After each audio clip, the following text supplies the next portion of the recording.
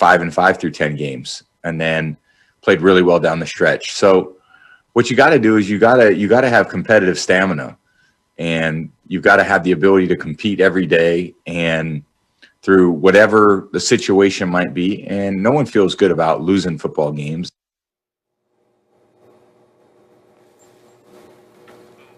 The Bucs are 7-5, second in the division behind the Saints, guys. So Tampa has now lost 2 in a row. Tom Brady has not lost 3 games in a row in 18 years, Max Kellerman. So history is on his side with this one. But do you think this weekend is a must-win for this Bucs team to get things back on track? Hell no. Hell no. Look, first of all, let's talk about the playoffs. You got one team coming out of the NFC East.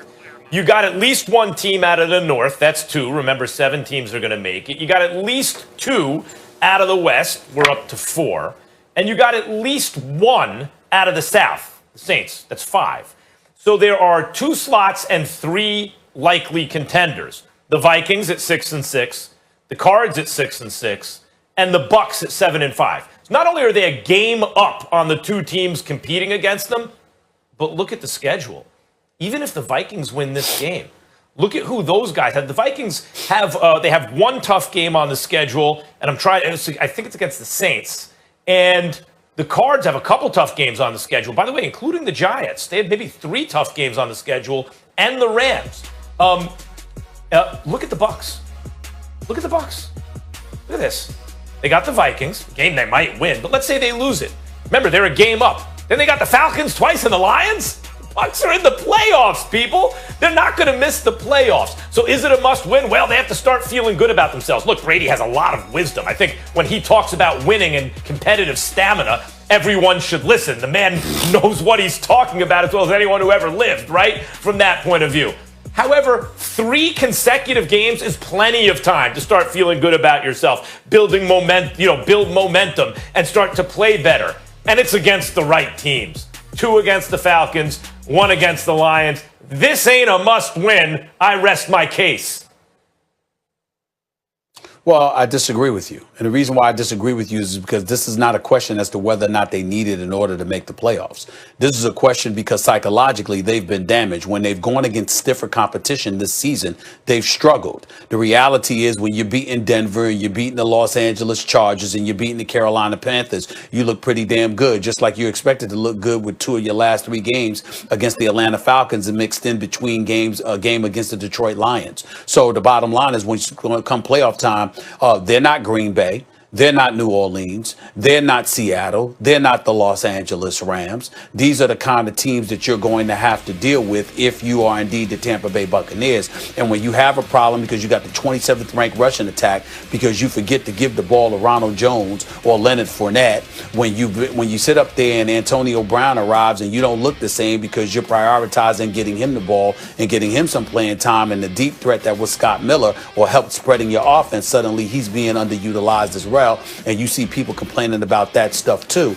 These are the kind of things that you have to fix. If Tom Brady was playing with Bill Belichick, then we wouldn't be as concerned about it. And I'm not just even talking about the greatness of Bill Belichick. I'm talking about the continuity factor. But because we're talking about Tom Brady with Bruce Arians and how people have been speculating as to whether or not Bruce Arians is even going to be there next year because they're questioning whether or not he and Tom Brady are an actual mix.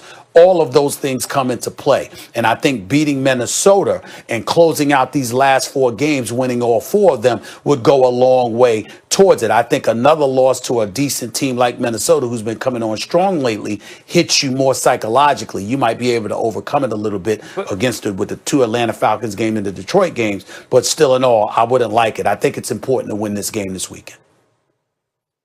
But you look at when you say the Vikings have been winning, they beat Jacksonville by a field goal. They beat the Panthers by a point. They lost to the Cowboys. No, I said they've been coming on this better Vikings lately. team has not been playing good. They've been coming on better later. Yeah, better, but that's damning them with faint praise. They have not been good. They've been squeaking by bad teams, and not always, as was the case with the Cowboys. Before that, they had a little run through the NFC North. They've been actually playing worse and worse. It's being masked by an easy schedule. Meantime, the Bucs, who have they lost to recently? They got shellacked by the Saints. Yes, the Saints, if you've noticed, have been shellacking the entire league. They've been destroying everybody. And then they lost to the Rams and the Chiefs in competitive games. Like, those are some of the best teams in football, right? Like, we're talking about, I just named maybe 3 of the 5 best teams in the NFL. And most of the time, the Bucs are competitive in losing. The Vikings are just getting squeakers by the dregs, by the bottom feeders. And that's why it looks like they also beat Green Bay, Evens, like, if you... They also beat Green Bay. Yeah, no, I'm saying they made a little run through the NFC North about a month ago, right? They beat the Lions, they beat the Bears, and they beat the Packers. They were on a little run, and then they started playing poorly. They lost to the Cowboys. They squeak by the Panthers, squeak by the Jags. They could, if you want to say it's a must-win game against the Vikings, it's because the Vikings ain't that good, and you should really beat that team. My point is, even if you lose to that team, you're going to make the playoffs. You should sweep the last 3 games of the season. It's against bad opposition. I don't see why this is must-win. Again, because of all the things we've talked about with the Tampa Bay Buccaneers, they don't seem to be on the same page. I'm not saying that you win because, again, I'm not thinking about the playoffs. Of course, I think they're going to make the playoffs. I'm thinking along the lines of you being in the right psychological position to make that run so many of us predicted you'd be able to pull off. Starting the season, we all speculated as to whether or not Tampa Bay was going to win the NFC South. But because we know that New Orleans had played together and they got Drew Brees and all of this other stuff. But when you looked at Tampa Bay, you expected Bruce Arians, along with Tom Brady, to be on the same page, particularly with the multitude of weapons in Evans and Godwin and Gronk, O.J. Howard before he went down. We didn't even know about Scott Miller. We certainly didn't know that Antonio Brown was going to end up there. You had Ronald Jones with Leonard Fournette. You certainly did not expect them to have as much trouble as they've had on the football field, particularly with Brady and Arians on the same page. I think every game is pivotal the rest of the way because of that relationship and how it needs to be once the playoffs arrive.